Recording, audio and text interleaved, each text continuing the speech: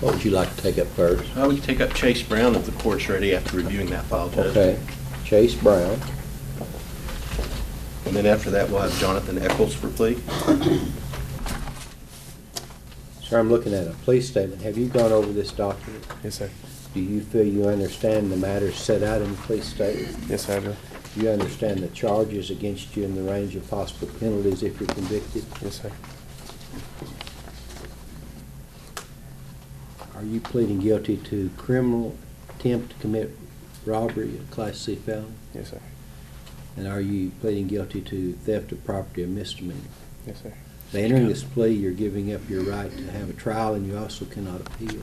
Yes, sir. You understand this? Yes, sir. Are you entering the plea freely and voluntarily? Yes, sir. Other than this sentencing recommendation, which is in the plea statement, have you been promised anything other than that? No, sir. Has anyone threatened or pressured you in order to get you to change your plea? No, sir. Are you pleading guilty because you're in fact guilty? Yes, sir. And I understand he was a... Your Honor, in December of 2014, this young man, along with an accomplice by the name of Trevor Horn and a young lady named Tyler Akers, took a victim, a young lady from Missouri, and in the attempt to look like they were purchasing drugs, they faked a holdup. And this young man would have had Mr. Trevor Horn point a shotgun at him that he knew to be unloaded, and the other co-defendant, Tyler Akers, knew to be unloaded. The young girl in the car did not know it to be unloaded, and they did that with the purpose to attempt to rob her. And because of that girl's quick thinking, they didn't rob her. They didn't get her money. But Okay. that's what it was. All right, and the co-defendants have received similar sentences. The Tyler Akers, the young lady in the car, got the exact same sentence this young man's getting. Okay. The gentleman who held the shotgun, if you remember, I talked to the victim's father, and his only proviso was whatever I gave these folks, I was to give something more, double to the gentleman Okay. holding the gun. Well, I'll go along with this, sir, but you came close to going to the penitentiary. You can't involve yourself in behavior like this in the future. Yes, sir. Is what Mr. Chisholm said was true? Sorry? Is what the prosecutor said, was that true? Yes, sir. This time, sir, I'll sentence you to 10 years in Department of Correction to be suspended. You'll be on probation. Yes, On the sir. misdemeanor, you'll serve 90 days in county jail and receive credit for 73 days you've already served. You pay $200 in cost, a $1,000 fine, a DNA fee of $250, a $20 booking fee, $167 in restitution. Pay what you owe at the rate of $100 per month beginning within 60 days after your release from incarceration, and comply with the other matters set out in the police statement and probationary terms. Your Honor, as the court can see, he's got some county jail time to do on the balance. He resides in St. Louis. He traveled down here last night. His mother's here in the courtroom. We'd ask if he could have 24 hours to report so he could visit with them a little bit before he goes in and does his time. It's kind of the position that if he can't handle 24 hours, he's not going to be able to handle 10 years on probation.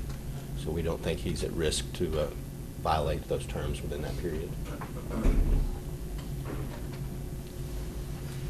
He's going to report tomorrow at what time? 5 o'clock, Your Honor. You better be there. Yes, sir. You'll need to see probation before you leave. Yes, sir. Reports. 15-157, Jonathan Eccles.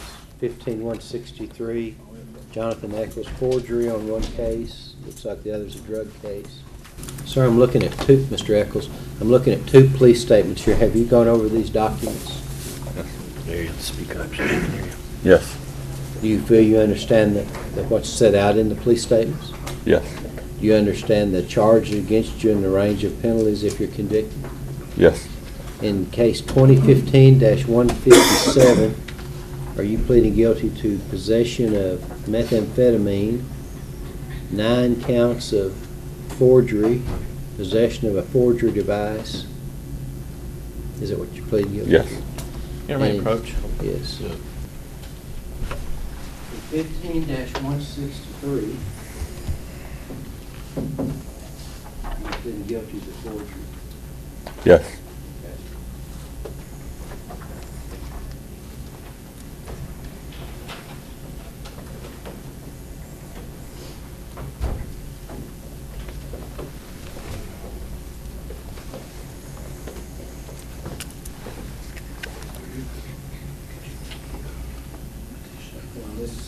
15163, it looks like on about May 23rd of this year, when Maxwell County went to a garage sale and purchased a Cookie Monster hat, and some other items that paid for it with the forged coins.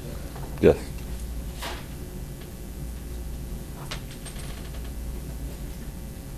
15157.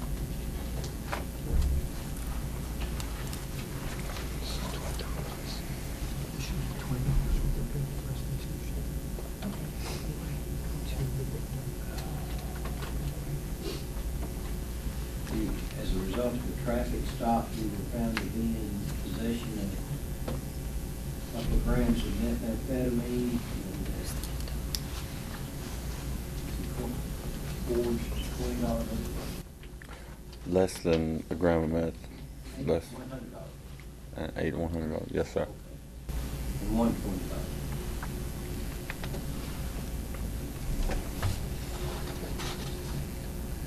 And you used a printer, a forgery device, just a record printer, right? Yes. This time, 15-157, judge you guilty. Possession of methamphetamine, you're sentenced to 6 years in Department of Correction. Forgery in the first degree, 9 counts, 8 years on each count. Possession of forgery device, 8 years in the Arkansas Department of Correction. You pay court costs of $200, $1,000 fine, $200 in public defender fees, a DNA fee of $250, guilty fee of $20, a drug crime assessment of $250.